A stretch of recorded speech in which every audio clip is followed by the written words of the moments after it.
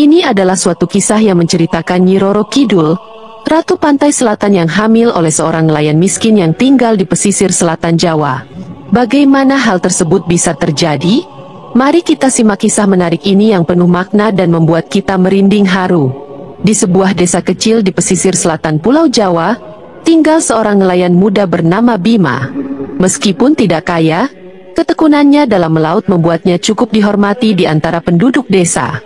Setiap pagi, sebelum fajar menyingsing, Bima sudah bersiap-siap di dermaga, merapikan jaring dan memastikan perahunya dalam keadaan baik sebelum berangkat mencari ikan. Kehidupan sebagai nelayan memang keras, dan seringkali hasil tangkapannya tak seberapa, namun Bima tidak pernah mengeluh. Ia menikmati kehidupannya yang sederhana, ditemani deburan ombak yang seolah telah menjadi sahabat setianya sejak kecil. Namun, ada satu hal yang membedakan Bima dari nelayan lainnya. Ia sering bermimpi aneh. Dalam mimpinya, ia selalu melihat seorang wanita cantik mengenakan kebaya hijau, berdiri di tepi pantai dan menatapnya dengan tatapan yang dalam.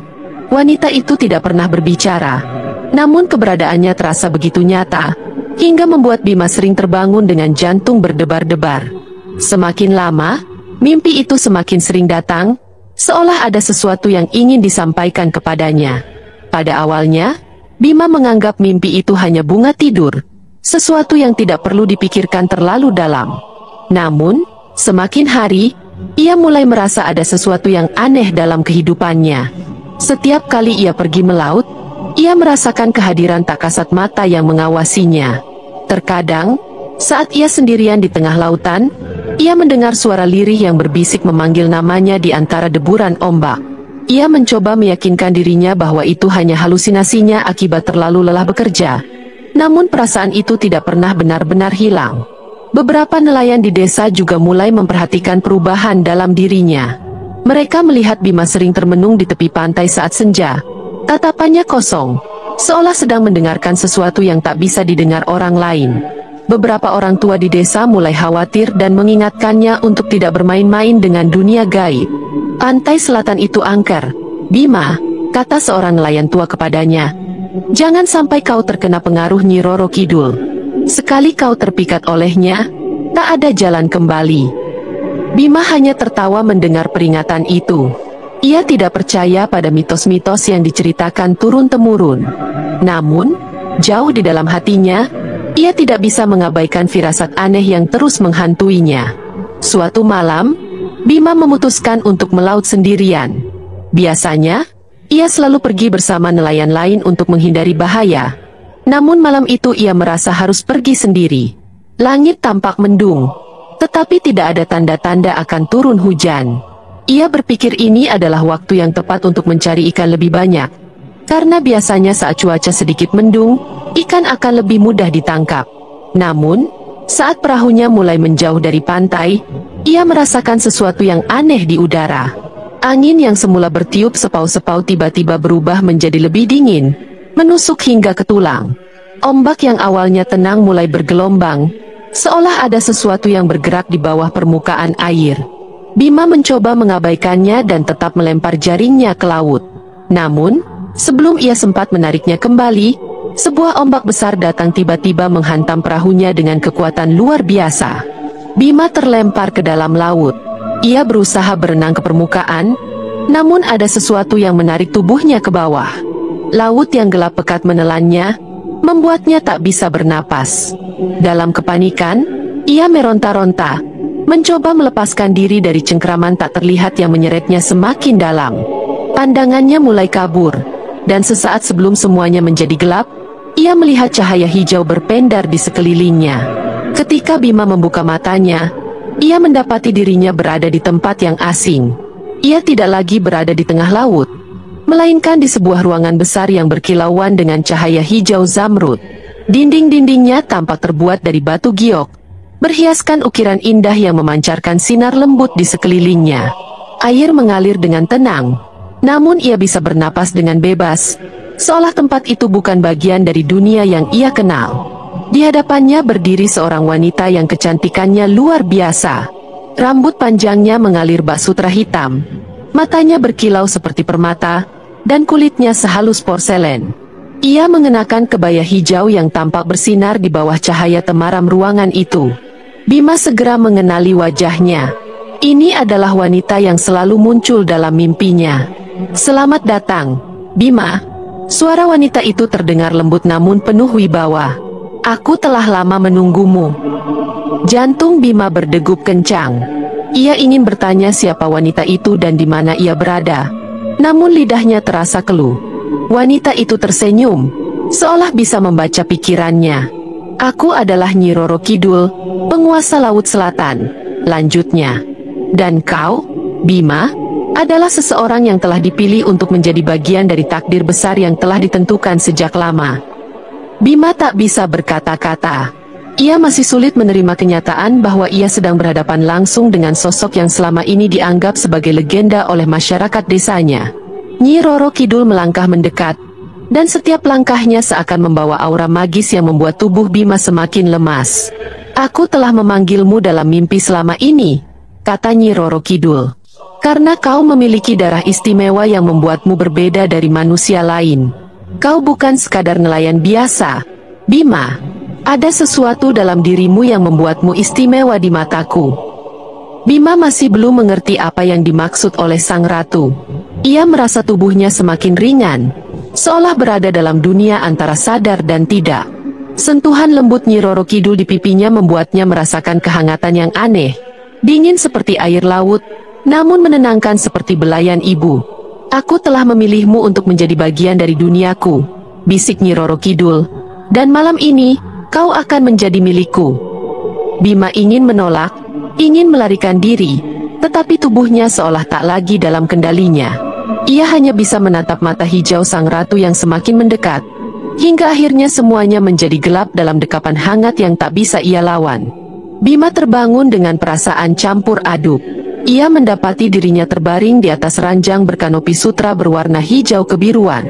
Ruangan di sekitarnya masih tampak megah seperti sebelumnya, dengan dinding berkilauan bak batu giok dan tirai yang melambai lembut meski tak ada angin yang terasa.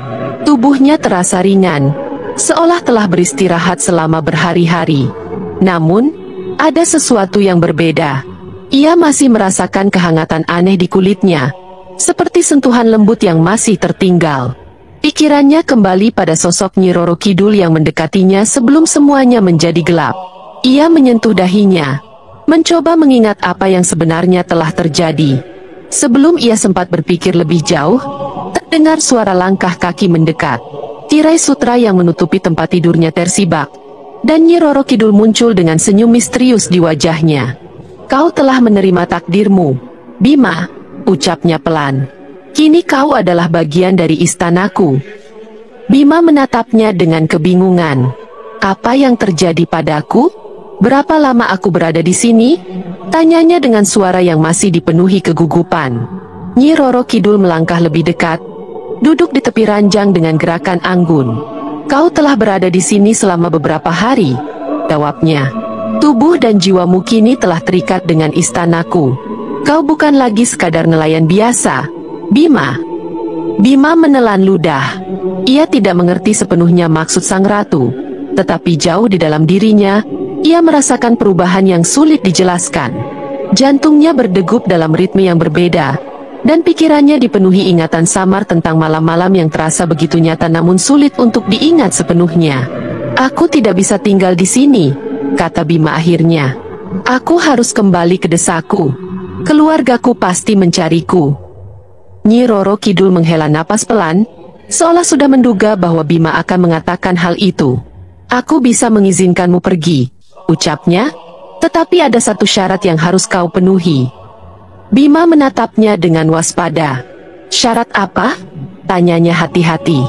Mata hijau sang ratu berkilauan di bawah cahaya lembut ruangan itu. "Kau tidak boleh menceritakan apapun yang terjadi di sini kepada siapapun," katanya dengan suara tegas namun tetap lembut. "Jika kau melanggar sumpah ini, maka kau akan kehilangan lebih dari sekadar nyawamu." Bima terdiam. Ia tahu bahwa ia tidak dalam posisi untuk bernegosiasi. Lagi pula, siapa yang akan percaya jika ia menceritakan bahwa ia telah dibawa ke istana bawah laut dan bertemu dengan Nyi Roro Kidul? Orang-orang akan menganggapnya gila atau sekadar pembual. Akhirnya, Ia mengangguk dengan ragu. "Baik, aku berjanji," katanya pelan. Nyi Roro Kidul tersenyum puas.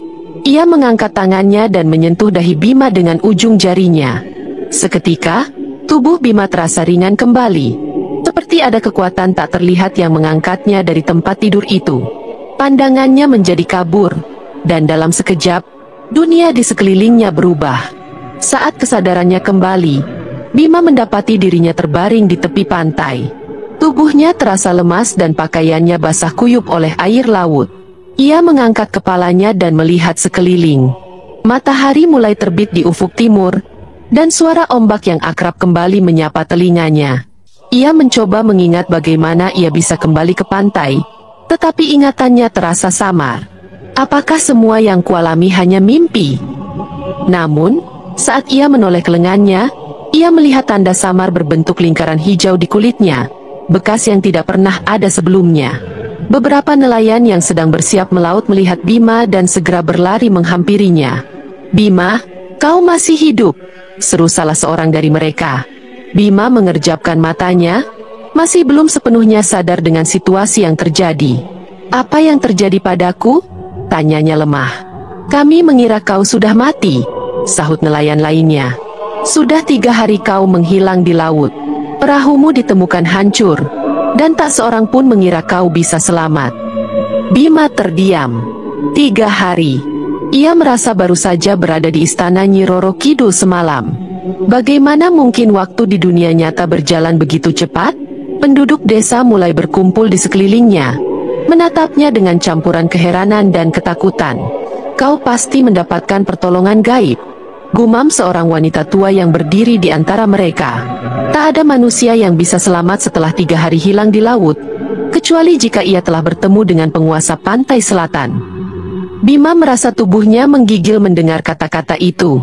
Ia mengingat sumpah yang ia buat kepada Nyi Roro Kidul, bahwa ia tidak boleh menceritakan apapun yang telah terjadi. Aku hanya beruntung," katanya akhirnya, mencoba terdengar meyakinkan. "Aku terombang-ambing di laut dan akhirnya terdampar di sini." Namun, orang-orang di sekitarnya tidak sepenuhnya percaya. Mereka saling berbisik. Beberapa menatapnya dengan curiga. Bima tahu bahwa hidupnya tidak akan pernah sama lagi setelah kejadian ini. Yang lebih mengkhawatirkan, sejak saat itu, ia mulai merasakan sesuatu yang aneh dalam dirinya. Sebuah perubahan yang perlahan-lahan mulai muncul, seperti gelombang laut yang tak terhindarkan. Sejak kembali ke desanya, Bima merasa ada sesuatu yang berbeda dalam dirinya.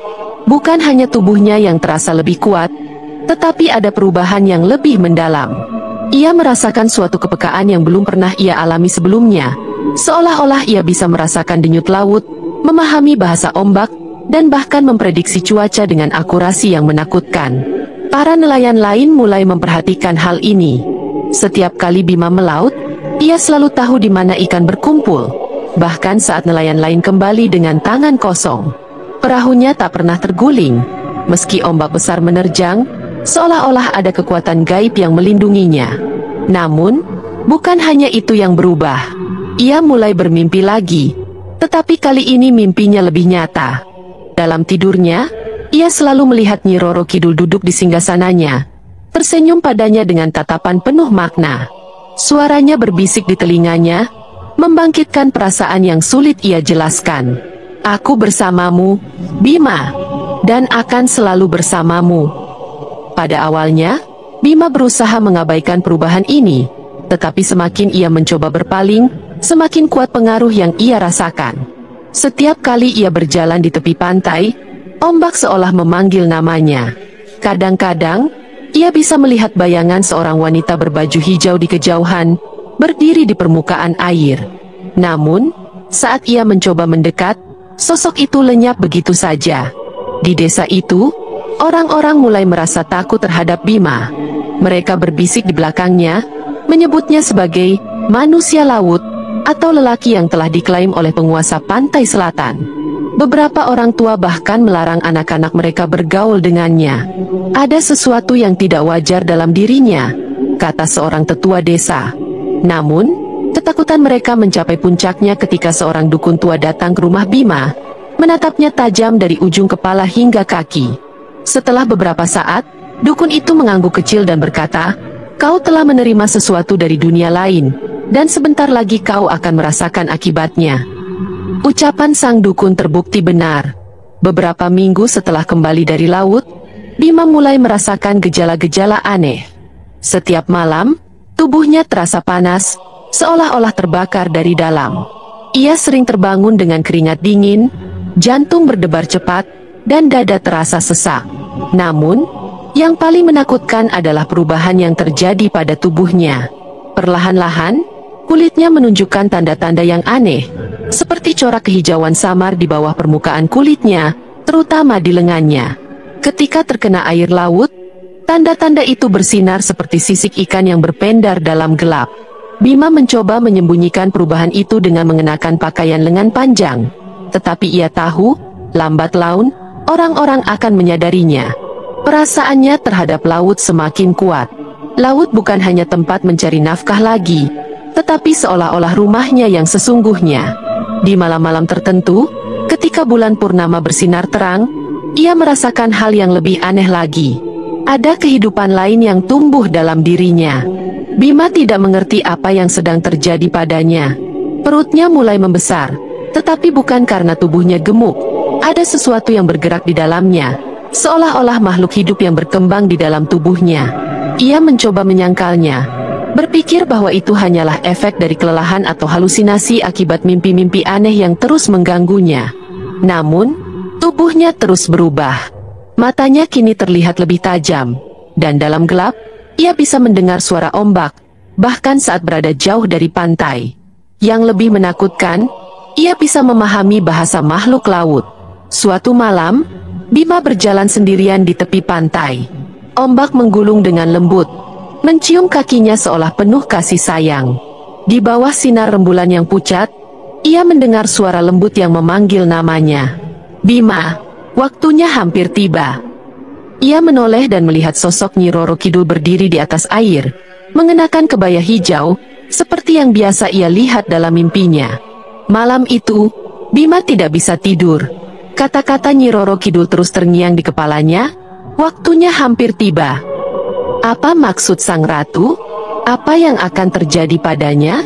Ia mencoba menyangkal semuanya, berusaha berpikir bahwa ia masih manusia biasa, tetapi ia tidak bisa menipu dirinya sendiri. Tubuhnya terus berubah, perutnya semakin membesar, dan ia merasakan sesuatu bergerak di dalamnya, sebuah kehidupan yang bukan milik manusia. Dalam perasaan panik, Bima pergi ke dukun desa, berharap menemukan jawaban. Namun, begitu sang dukun melihatnya, wajahnya langsung pucat. "Kau bukan lagi manusia sepenuhnya," kata sang dukun dengan suara bergetar. "Kau telah menjadi bagian dari dunia mereka, dan apa yang ada di dalam tubuhmu bukanlah milik dunia ini."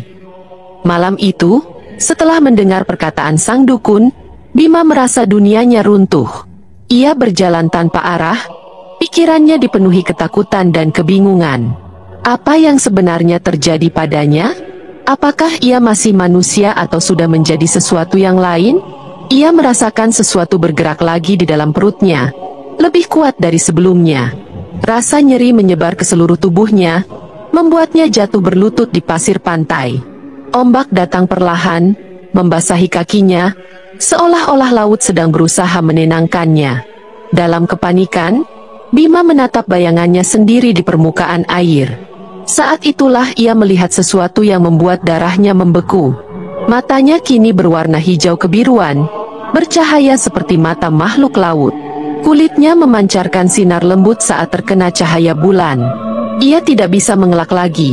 Ada sesuatu yang berkembang di dalam dirinya, dan itu bukan sesuatu yang berasal dari dunia manusia. Beberapa hari setelah itu, tubuh Bima semakin lemah. Ia merasa kehilangan energinya setiap kali matahari terbit. Tubuhnya semakin sering menggigil, dan ia hanya merasa nyaman saat berada di dekat laut. Ia mencoba mencari jawaban, tetapi tidak ada yang bisa menolongnya. Dukun desa menolak berbicara lebih jauh, sementara orang-orang di desa semakin takut padanya. "Aku harus kembali ke laut," pikir Bima. Nalurinya mengatakan bahwa satu-satunya tempat yang bisa memberi jawaban adalah tempat di mana semuanya bermula, Istana Nyi Roro Kidul di dasar lautan. Pada malam bulan purnama berikutnya, Bima berjalan menuju laut. Ombak tampak lebih tinggi dari biasanya, seolah-olah laut sedang menunggunya. Ketika kakinya menyentuh air, tubuhnya terasa begitu ringan. Tanpa sadar, ia dapat bernapas di dalam air, seolah-olah laut telah menyatu dengan dirinya. Begitu tubuhnya semakin tenggelam ke dalam lautan, Bima tidak lagi merasa takut. Sebaliknya, ia merasakan kedamaian seolah-olah ia sedang kembali ke rumahnya. Lautan yang mengelilinginya dengan lembut membawa Bima semakin dalam, hingga akhirnya ia melihat cahaya kehijauan yang sangat ia kenal. Istana Nyi Roro Kidul muncul di hadapannya, megah dan bercahaya seperti sebelumnya. Di tengah aula utama, sang ratu menunggu dengan senyum misterius di wajahnya. "Kau telah kembali, Bima," ucapnya dengan lembut. Bima menatapnya dengan tatapan penuh tanya. "Apa yang terjadi padaku?" Suaranya bergetar. "Apa yang kau lakukan padaku?" Nyi Roro Kidul tersenyum dan melangkah mendekat. "Kau telah membawa warisanku dalam tubuhmu," kata sang ratu pelan. "Dalam dirimu, kini tumbuh keturunan dari dua dunia, darah manusia dan darah penguasa laut." Jantung Bima berdegup kencang. Ia menatap perutnya yang semakin membesar, kemudian kembali menatap sang ratu dengan ketakutan. "Apa maksudmu?" bisiknya. Sang ratu melangkah lebih dekat dan dengan lembut menyentuh dada Bima. Seketika itu juga, semua jawaban terungkap dalam pikirannya. Ia melihat kilasan masa depan. Seorang anak dengan mata hijau kebiruan, seperti dirinya, berdiri di antara dua dunia. Anak itu akan memiliki kekuatan yang melampaui manusia biasa, dan menjadi penghubung antara dunia manusia dan lautan. Penerus kekuasaan Nyi Roro Kidul di dunia manusia. "Kau adalah ayah dari pewaris tahtaku," kata Nyi Roro Kidul. "Takdirmu adalah menghubungkan dunia manusia dengan dunia lautan." Bima gemetar. Ia tidak pernah meminta hal ini. Ia hanyalah seorang nelayan biasa, bukan seorang raja atau makhluk dari dunia mistis. Namun kini takdirnya telah berubah. Ia menatap sang ratu dengan tatapan penuh pertanyaan, "Apa yang akan terjadi padaku?" Nyi Roro Kidul tersenyum lembut. "Kau akan kembali ke dunia manusia, tapi kau tak akan pernah menjadi manusia biasa lagi." Keesokan paginya, Bima terbangun di tepi pantai. Tubuhnya terasa ringan, namun ada sesuatu yang berbeda.